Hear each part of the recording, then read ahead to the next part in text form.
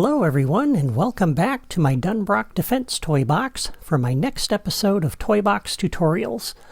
We're learning about the economy system in Disney Infinity 3.0, and today we're going to look at the final Creativi-toy that is part of this system.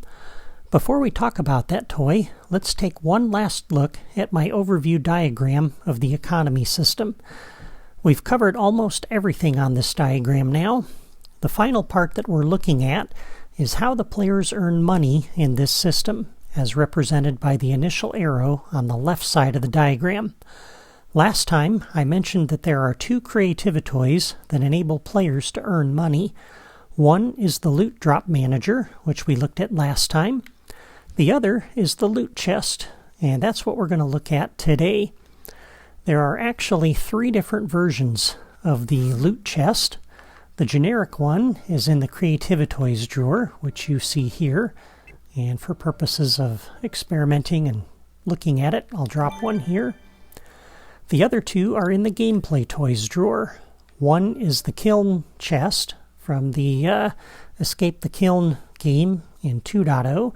And the other is the Dunbrock Treasure Chest. And that's from the Brave Forest Siege game, also in 2.0.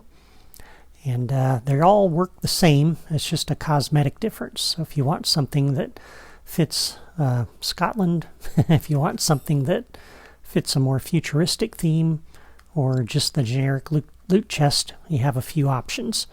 We're just going to use the basic loot chest here. So I've already placed one.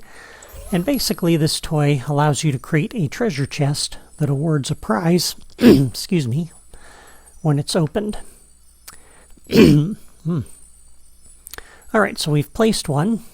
Let's open up the logic menu, and we'll look at the properties first. And there are three properties. The first one is auto reset. So if you turn this on, then the loot chest will reset itself after the loot has been collected. So you can revisit this chest again in the future and reopen it and get something else. The next property is the auto reset timer. This determines how long you have to wait until the chest resets itself. And you can take this all the way down to 2. You can take it all the way up to 120, and this is seconds. The default is 20 seconds. And you'll notice it increments and decrements by 2, which is a little unusual. So you can't go any lower than 2 seconds. You're going to have a 2-second delay after you collect the loot in the chest before it will respawn. That's the minimum delay you can have. And again, the maximum is 120 seconds. That's 2 minutes. The third property is auto collect, and this determines whether or not the loot will be automatically collected or not. By default, this is off, which means that when you collect or when you open the chest, the loot will appear at that little icon on the ground there where you see the bag. That's where the loot will show up, and then the player has to manually pick it up to collect it. If you turn on auto collect, then basically when you open the chest, whatever's in it will be automatically picked up by the player. It won't show up in the environment. So those are the three properties that we have. And then we have this option, which allows you to configure the loot. And if we open that up, that brings you to this menu. And if you select Add New, that opens up the same menu that we saw last time with the Loot Drop Manager. The default being none, which means this chest by default gives you nothing. The very first option in here is Economy. And again, this corresponds to the Money Manager. Whatever you've set in the Money Manager as the currency for your economy system is what this loot chest is going to award you. And again, this option only works if the economy system is turned on. If the economy system toys are not active, this option here will not do anything. And then we saw all of the rest of these options last time. You have a few packs and tools, a few enemies, a few collectibles, and a whole bunch of sidekick gear. So that's what you can give the player when they open the chest. And those are your only options. I'm going to go ahead and select economy for purposes of this demo. Now again, by default, when you open the chest, if the auto collect is not turned on, the treasure inside will appear at this little icon where the money bag appears. It doesn't have to appear there though. You can attach a locator and make that treasure appear someplace else. And so if we come over here, for example,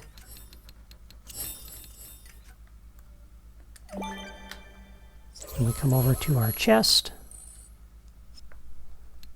and we do a new locator connection, and we connect it up to that locator, that's where the treasure will spawn, not on top of that little icon.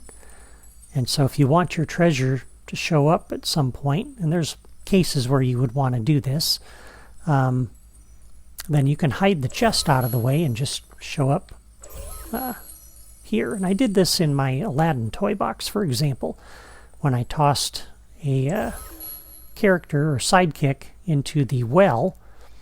I had a locator set up above the well, and when the sidekick went into the well, I spawned the treasure from the chest at the locator on top of the well, and then I just hid this below the terrain. So that's one example where you might use that. And if you want to see how that works, you can look at my Agrabah toy box in my Aladdin series. All right, and then we have some logic connections and behaviors. So if we look at the logic connections, this toy will broadcast two trigger signals.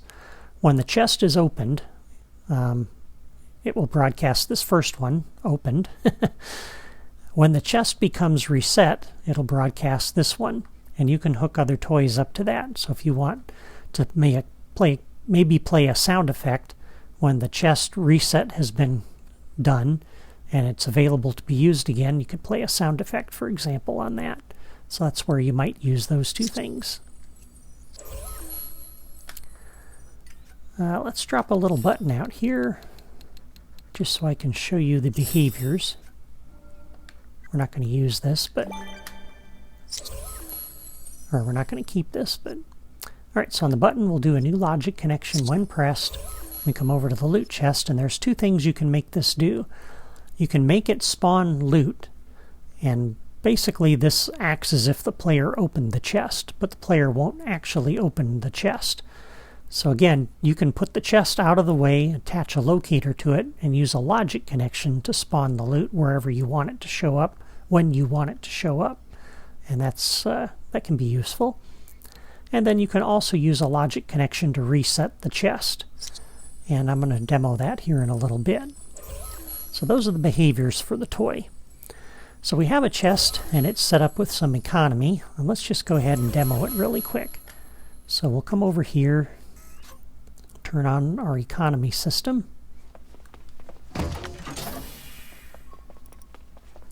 You'll notice we have our money in the upper left corner. Well, it was. There it is. Sometimes it does that little hiccup. Not quite sure why. All right, so the economy system is active. So now we'll come over here. We will hit the chest to open it. And there is our coin. And when we pick it up, you notice the money in the upper left went up by 1. And this is the same limitation that the Loot Drop Manager had. Just like enemies will only drop 1 coin, a chest will only award 1 coin.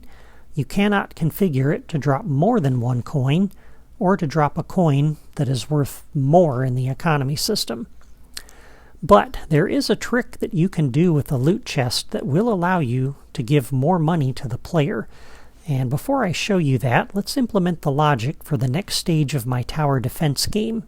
And I'll show you how you can incorporate a loot chest and use it for a case that's a little bit different than just placing it in the environment and hitting it and opening it.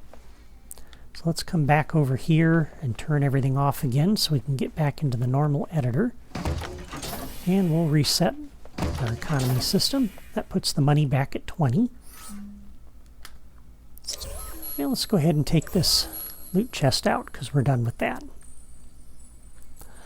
Alright, so last time we finished the logic for the first wave of enemies. When a wave is defeated, whether it's the first wave here, because remember we're going to have 3 waves of enemies, and we had hooked this one up for wave 1. This logic gate and this one we're going to use for waves 2 and 3. But for the first wave of enemies, when that wave is defeated, I want to give the player some time to round up a few townspeople and save them, just like in Stitch's Tropical Rescue and Assault on Asgard in Disney Infinity 2.0. And I want to make it worth the player's effort. So I want to reward the player with 10 coins for each townsperson that they rescue. And we're going to need some toys for this, so I've already placed them ahead of time. So again, this counter over here, which we hooked up last time, will broadcast the, if we go into here, the target reached when the first wave is defeated, and we've defeated 20 enemies. And this is going to kick off this next stage that we're going to build now. And for the next stage, we need a few toys. We're going to use this logic gate to kick everything off, and this is going to save us some logic connections because, again, we're going to reuse this same logic when each wave is defeated. All right. We're going to need a friendly wave generator for the townspeople we want to save, and a radar marker to help the player find them. And I want to place a radar marker at each of the sidekick doors where the players can deliver the townspeople. And so we have a second radar marker here and 3 locators for that. We're going to need a timer because I want to give the player just 60 seconds to do this, and then we're going to move on with the game, so they don't have a lot of time to do this. And this timer is going to control that. And I've got a couple of time delayers for the text that we're going to use. And I've got some other toys here behind me, but I'm not going to show those just yet. All right, so for the townspeople, let's hook these guys up first. And we're going to do 3 townspeople, so let's come down and configure the wave. And you can pick any townspeople you want.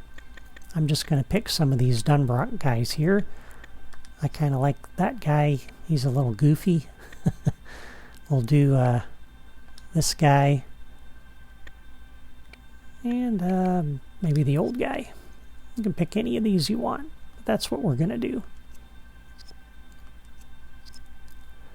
And I want them to show up at various places around the toy box. So I'm going to pick up this locator. And we're going to drop some locators around the toy box. We're going to place a few over here. We don't have to do too many over here because once the townspeople spawn, they're going to run around. And we'll drop a few out this way.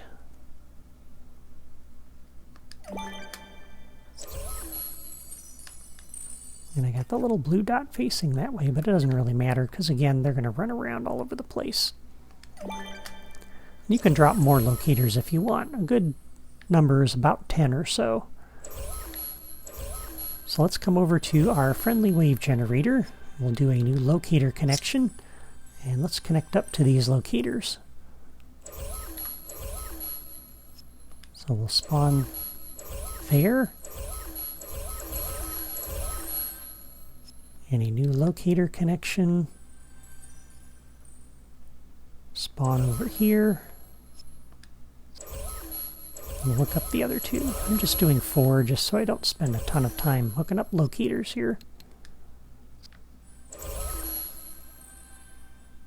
Come out over here. And we'll do 1 more.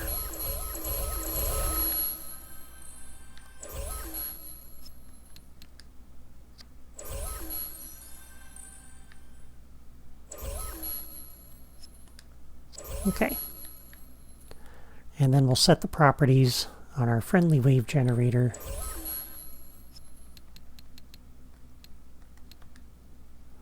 We'll use random locator, so they'll be in a different spot every time. Take the generation delay to 0. We want to put them on the blue team so our defensive toys don't attack them. And then for generated friend options, to make this a little bit more challenging, we'll set this to flee. So they're going to be running around. And make it a little tricky to catch them. All right, and then we're going to use this radar marker to help us find them. So we'll do a new actor connection. We'll connect that up to our friendly wave generator as an actor. And on the radar marker, we'll set the properties. The beacon type will use a yellow arrow. Beacon location is going to be the connected actors. And we'll leave the rest of the properties the way they are. Okay. And then we need places to deliver them, and I've got some sidekick doors that I set up here when we did the build. So for this, we're going to use these 3 locators for that. So we'll do a new locator connection. Connect up to these 3 locators.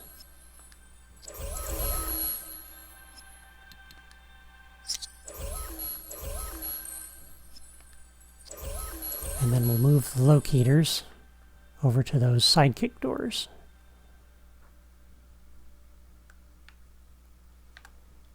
So we'll place one there. We'll move this one in front of that door. And we'll move this one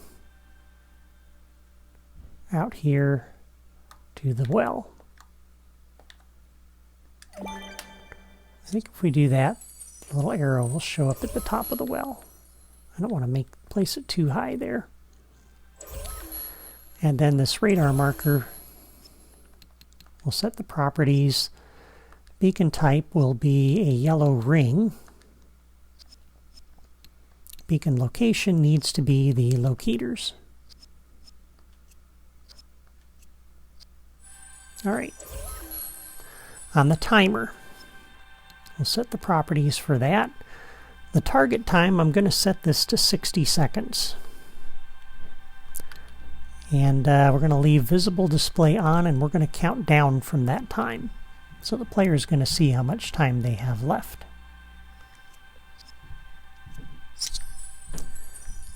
And then we're going to display some text at the end of this. At the end of this stage. And so I've got 2 time delayers here for each of the 2 messages that we're going to display. And we're going to display it for 4 seconds because that's what the text displayer is set to. So I'm going to set the delay time on each of these time delayers to 4 seconds. Like that. All right. So now we can hook everything up for this stage of the game.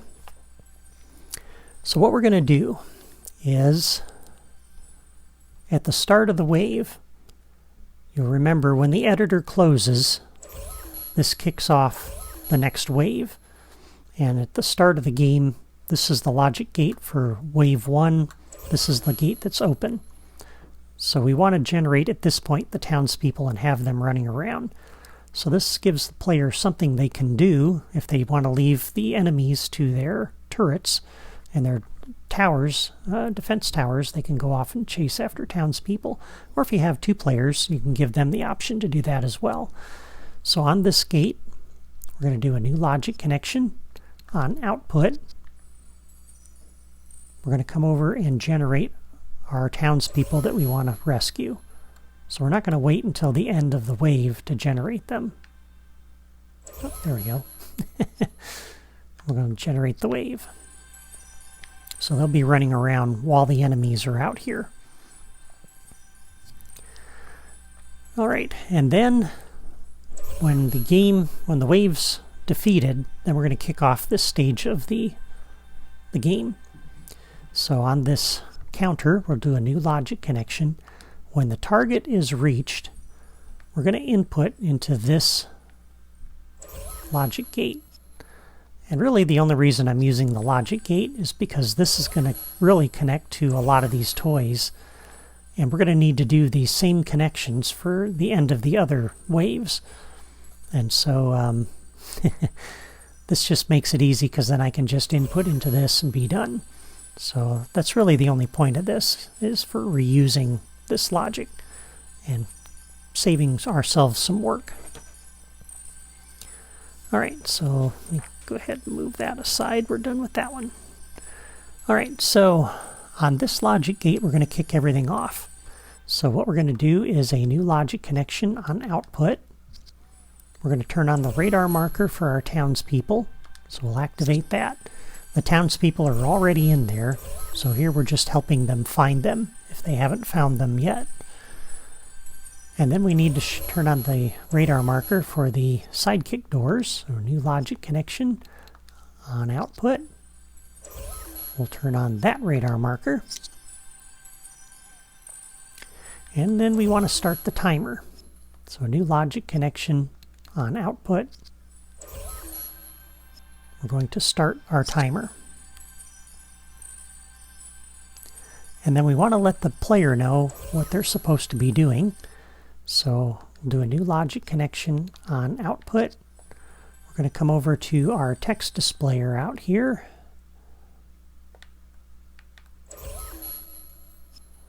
And under the defense category, deliver the friends to the base for extra loot. That tells the player what they're expected to do during this 60-second phase. Okay? And so now at this point, the player goes off and rescues them. And before we hook up the sidekick doors, let's finish the logic here for this. So once the 60 seconds are up, the timer will go off, and this is going to end this stage of the game. So on the timer, we'll do a new logic connection. When the timer is expired, we want to let the player know that this is done. So we'll come over to our text displayer here again. And under the defense category, we're going to say wave complete. That lets them know that this wave is done. And the properties on that text displayer are set to 4 seconds, and I want to display another message after that. That's why we have this time delayer. So on the timer, new logic connection, when the timer is expired, we'll start this time delayer, which I also set to 4 seconds. And when this time delayer goes off, I want to display another message. So we'll do a new logic connection when the delay is completed. Now that they know the wave is complete, we're going to tell them what we expect them to do next. So under the defense category, we're going to tell them select the traps you will use. And then we need to wait another 4 seconds till that message goes away. So on this time delayer, we'll do a new logic connection. When the delay is completed, we'll kick off our second time delayer, which is also set to 4 seconds, and that will go off after that text goes away. And this is the one that will kick off the beginning of stage 2, wave number 2. And so what we're going to do with that is a new logic connection on the delay completed. We're going to come over to our storefront, and we're going to open the shopping menu. So they're going to select the traps that they want to use for this next phase. So we're giving them the option to spend the money they've earned and buy some new defensive toys. And then on the storefront, new logic connection. When the shopping menu is closed, we're going to open up the editor and let them place new defensive toys. Okay? And then once again, when the editor is closed, it will attempt to input into all of these gates. Right now, they're at the end of phase wave 1, they're all closed. So we need to open up that logic gate. And so the way we do that, let's see here. I need to find, yeah. So we're going to do that. Kick that off from the counter. We could do it from the counter. We could do it. I don't really want to do it from here because, again, we're going to reuse these toys in between each of the waves. So really, this counter is specific to wave 1, this toy. So we're going to use this counter to do that. So a new logic connection when the target is reached. This is going to kick off this intermediate stage where you're rescuing townspeople, and it will also open up the logic gate for wave number 2, so that once the player's done rescuing townspeople, we give them the shopping menu, we open the editor for them, let them place new toys, and when the editor is closed, it'll attempt to open it, input into all 3 of these gates. Logic gate number 2 here will be open, and that'll kick off wave number 2. Alright, so hopefully that makes sense. When we're all done, I'm going to provide logic diagrams for this entire game, but hopefully that makes sense. Alright, so that is the structure of the logic for this stage of the game. Now the next part of this is what happens when we toss one of those townspeople into the sidekick doors. And first thing we want to do here is let's set up the properties for these sidekick doors. We want to remove the townsperson on entry. We're going to leave this off. We'll leave this set at 0, normal response at 10, explosive response chance at 0. So I think maybe I had already set the properties on these, but let's just double check them, because they all need to be set that same way. On, off, 0, 10, 0. That's good. And the other one over here is the well.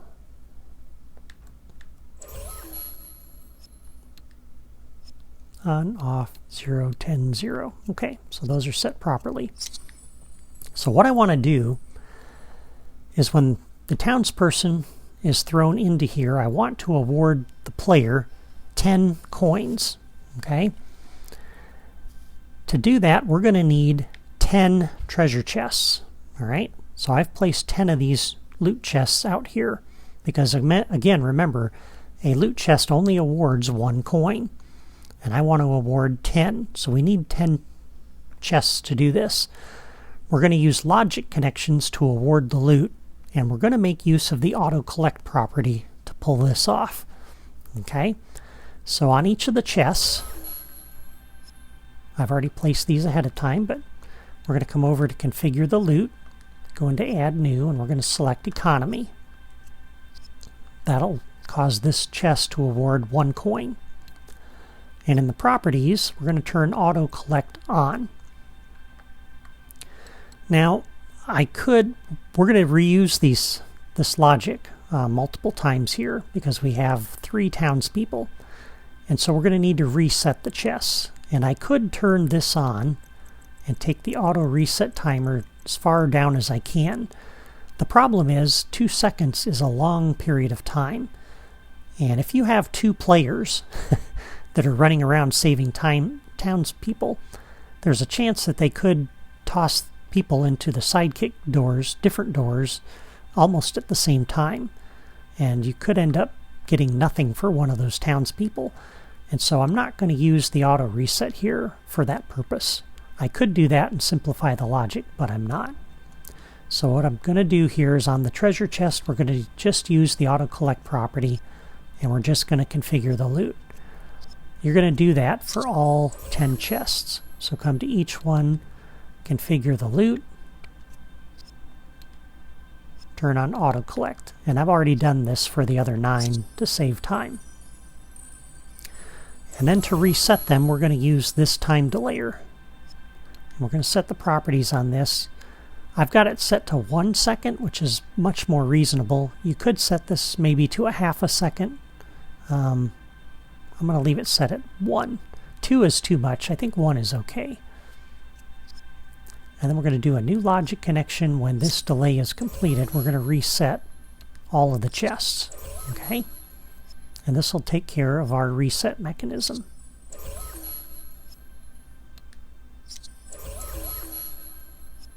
So new logic connection. When delay is completed,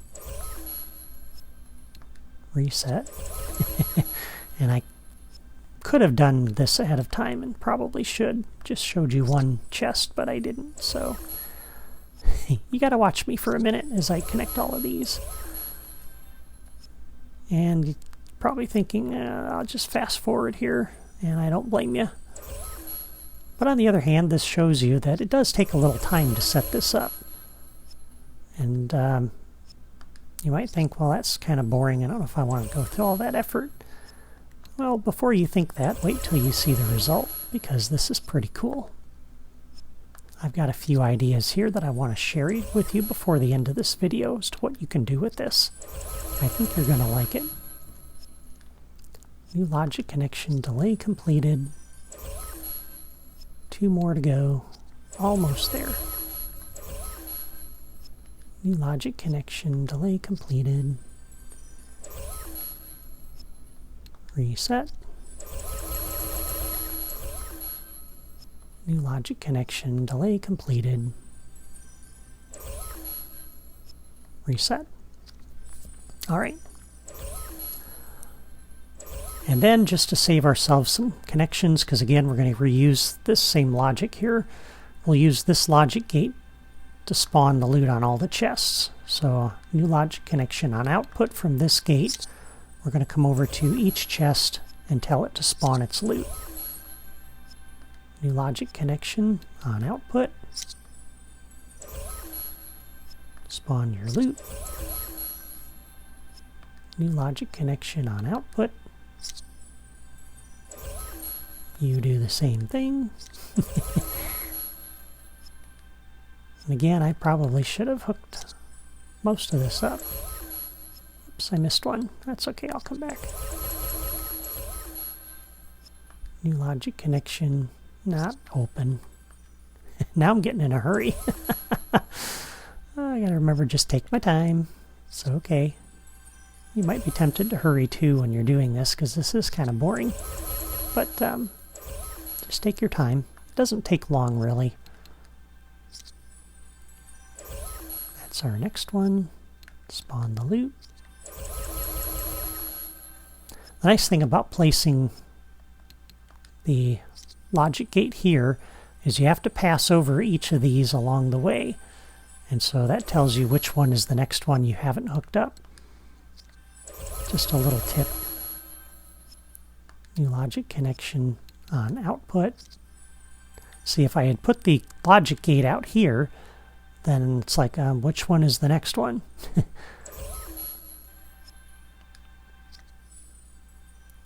And you still can run your cursor over those.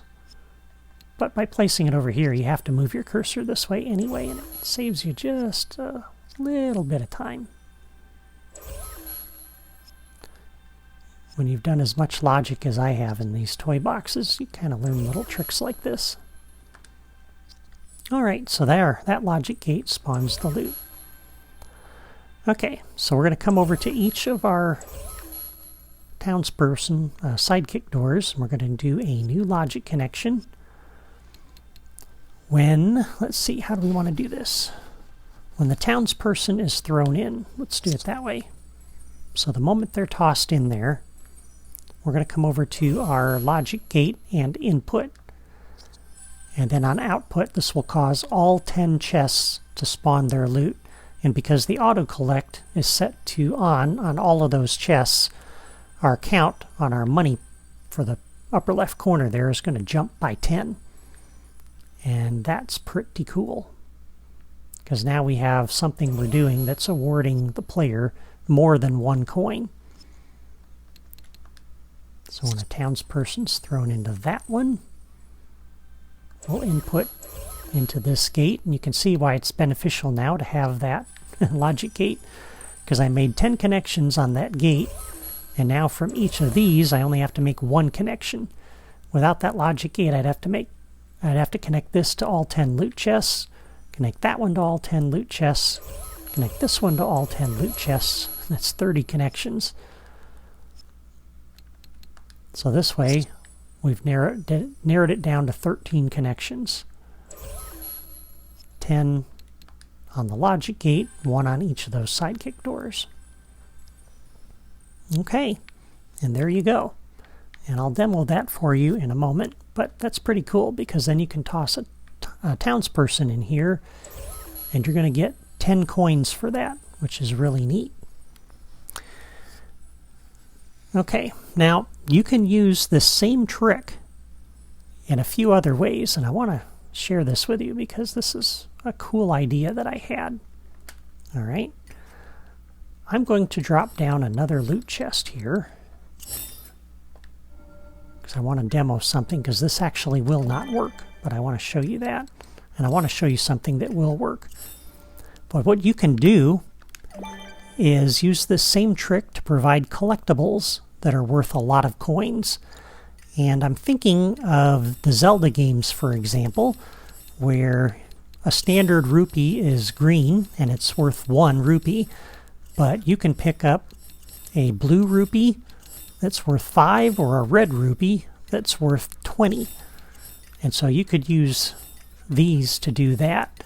I'm going to use this blue dungeon pickup, though, to demo this. And the reason I'm doing that is because I want to show you something with this chest, because if we come in here and configure the loot, one of the few collectibles that are available in here is the blue dungeon pickup. And you might think, oh, this is going to be cool. Yeah, I wish it were. All right, so on the collectible tracker, you can do a new logic connection. When the collectible is collected by any player, you can use this same trick. You can input into this gate to do this. So picking up a collectible can get you 10 coins. How cool is that? And on the properties for this, we'll set the collectible type for this one to be specifically the blue dungeon pickup. And we're not going to show it on the radar. So you could have one collectible tracker that's tracking blue gems, another one that's tracking red gems, and each of the gems could be worth a certain amount of money. That sounds pretty cool, right? So let's come over here and let's turn on our economy system now.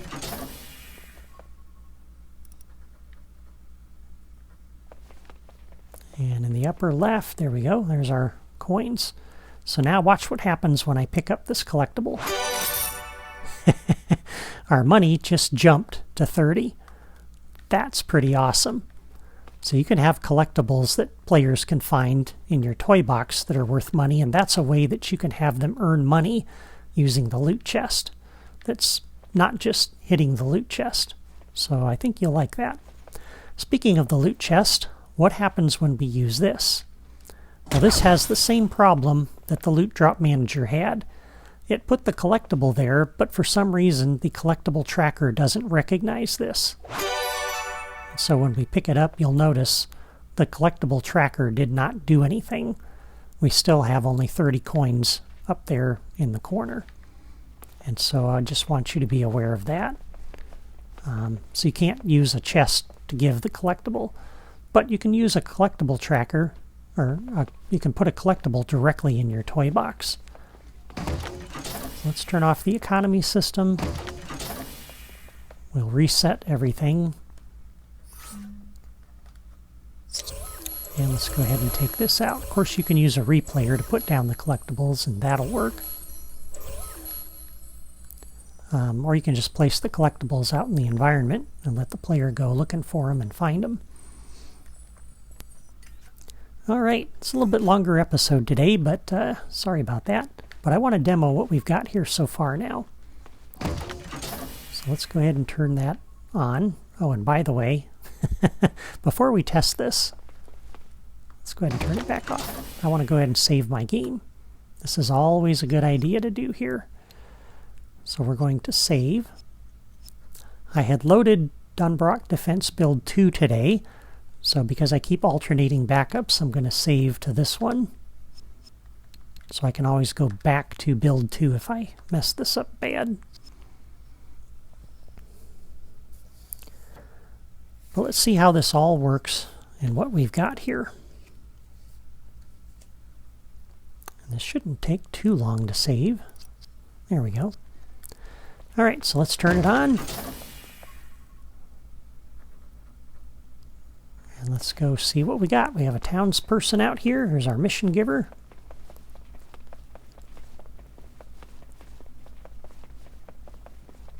She kicks off the mission. Prepare your defenses. We place our first turret. That's enough. That's all the money we have. You can see, by the way, the money in the upper left corner. I did not have that up there when I did my playthrough on this toy box originally. That showed up when I introduced the toy box game maker. And so that's one advantage of having that controlling what you can and cannot do with the editor in this game, is that works in conjunction with the editor manager, and it lets me see the money up there. So that is a big advantage that I forgot to point out last time. But now that we have our turret, let's go ahead and wave 1 starts. Let's take save Her Majesty, by the way. And we can test this out. Oh no! Oops, how did that happen? And you'll see that didn't work. So I missed something here.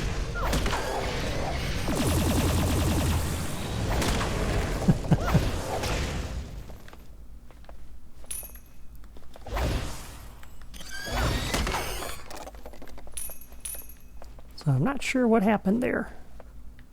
Let me go ahead and stop this, and I will reload, and I'll be back in a moment. Okay, I am back, and I have reloaded my toy box. Good thing I saved it. But what I forgot was to hook up the time delayer for the reset. So on this logic gate, in addition to invoking all 10 of those chests to spawn the loot, we need it to do the reset. So a new logic connection on that gate on output will start the time delayer.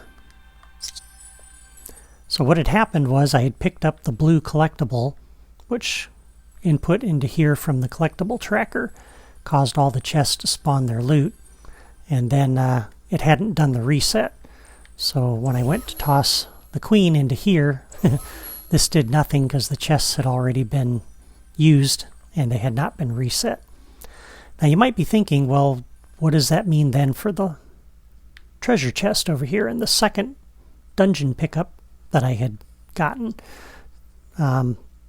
Well, I went ahead and put those logic toys back, and I hooked them up and set their properties just like I had them. I want to show you that it doesn't really make any difference. What I said is still true.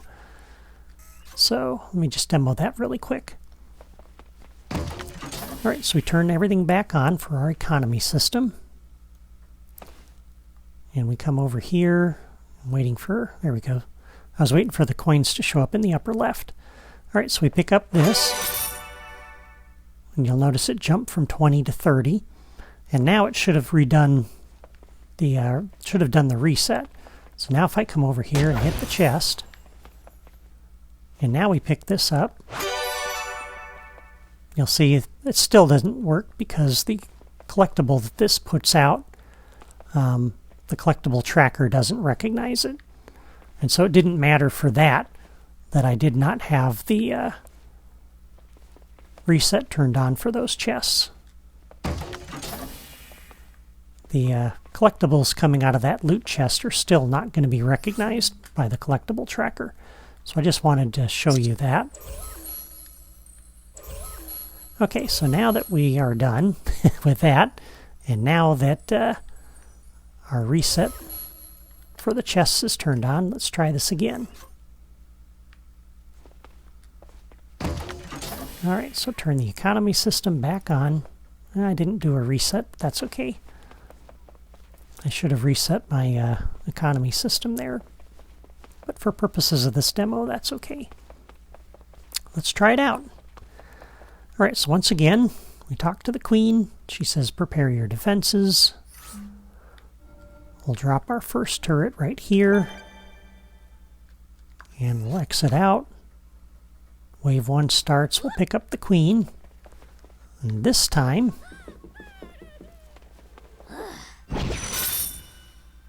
there we go. Now our coins are back up to 20. And we got a little money sound there too, which is pretty cool. Alright, so let's go ahead and play through the wave, because we want to see how this works with the next stage of the game. Come on, guys.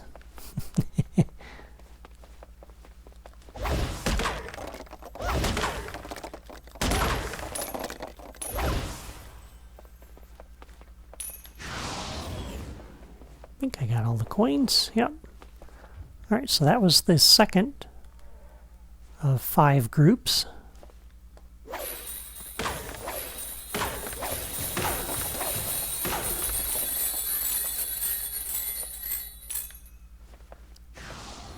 And by the way, this is where this is why I had placed this over here and why Mickey was here, because that turret can help defend things. I could go off and look for those townspeople. In fact, there's one wandering around over there. Actually, 2 of them wandering around over there. So I could potentially leave these guys and go work on rescuing them. And I might do that here. Let the turret handle that guy, because those enemies are kind of weak anyway. So you can see we've got some townspeople over here. We got to chase them down, though. If I can... There you go. Stand still, dude. Now the downside of wandering over here and trying to rescue those guys is that I'm missing out on these coins. Which is not a good thing. Even though they're only 1 coin apiece. Money's limited, so we want to make sure we don't miss out on any of the money. And the money will disappear after a bit. Okay, so there's the timer. The wave is done. So we've got 1 person running around over here and 1 person running around on the other side. Let's see if we can catch this guy. There we go. There's some money. We're up to 59 now. 35 seconds to run over here and catch this guy. This is where having a second player can come in handy. You'll see these guys now have radar markers on them to help us track them down. Come back, come back. There we go. Quick, quick, quick. Cool, now we're up to 69. Now I'm just going to get back over here. Alright, so that's the end of that part, and it says wave complete, so that's working good. Select the traps you will use. And now we automatically open up the storefront. And we can go and pick other things that we want to buy. So we can buy, for example, the umbrella. And add that to our repertoire. We can maybe pick up the decoy duck.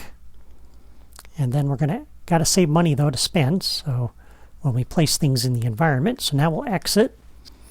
That opens up the editor for us automatically. And now we have access to the new toys that we've purchased.